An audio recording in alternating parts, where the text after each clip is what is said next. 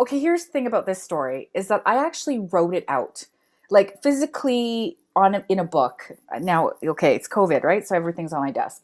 I physically wrote the play out 2 years ago in Phil and Sebastian's on Fourth Street. Where I don't know where I got the idea from. Like I just remember sitting there, and I'm like, oh, I started writing what I thought was a poem, and I was like, nope, that's not the right genre. And then all of a sudden this kind of voice came out, and I was like, oh, it's this.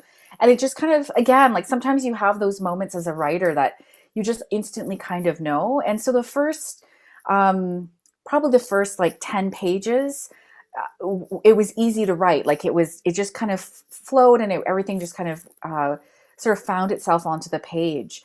In the poetry world, or in my world, you write your poems, or at least I do. I write them, I perfect them a little bit, and then I send them to an editor, maybe, and then I, get some feedback, and then come back, and it's more of a personal process. And I also just realized what a perfectionist I am, because I don't want to send anything out that's not what I see as perfect.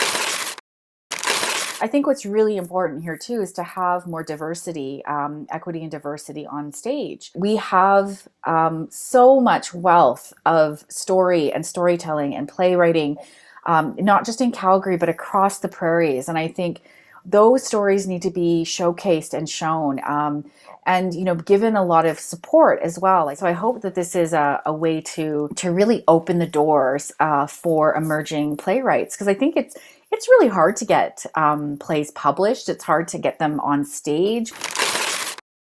There's so much talent and diverse stories, the things that you would not normally think to see on stage. And I think this is going to be a good way to do that.